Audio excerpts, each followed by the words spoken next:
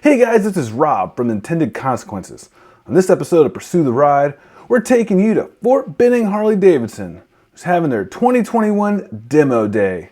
Corrine and I will be test riding some motorcycles and, big surprise, Corrine buys a new bike at the end.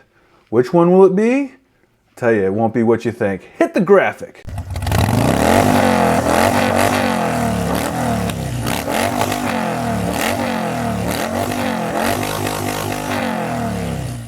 So first things first, I had thought I was recording sound on this ride, and the intent was to provide my thoughts and opinions during the ride, but as you can hear, this smooth baritone is not the result of me perfecting ride audio, but instead me recording my thoughts in the comfort of my own home.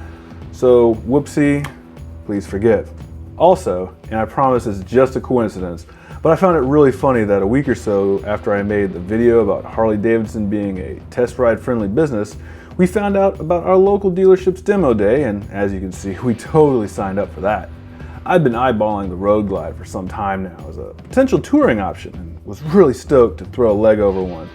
Corrine has been making lovey-dovey eyes at the Road King for even longer than I've liked the Road Glide, so she was pretty excited to get on one of those things too.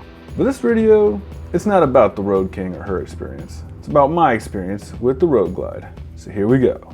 So I ended up on the base model 2021 Road Glide. I had hoped there would have been a Road Glide special available, but there wasn't.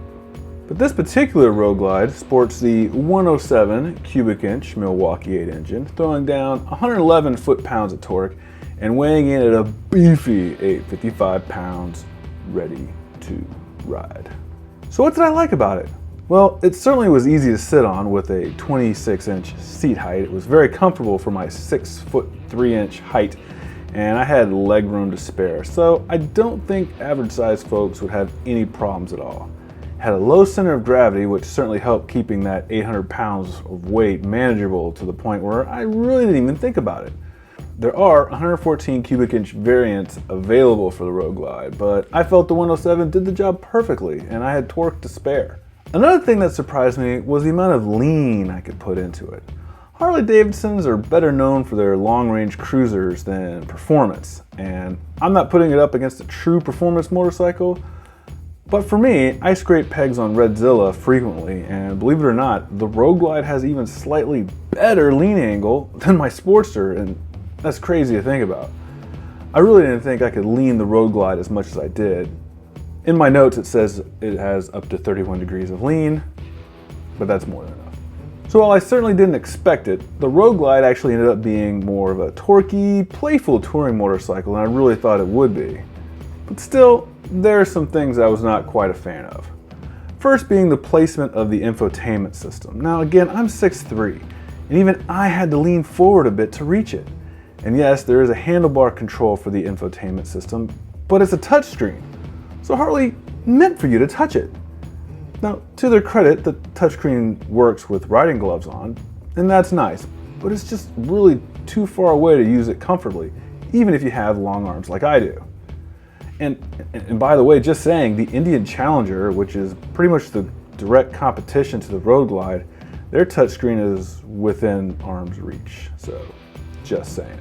Another thing I was surprised about was how much wind got through to me, even with the massive fixed fairing up front. Now I hear you, I've already established that I'm a tall fella, so it stands to reason that I'd still be wind blasted, especially in the helmet.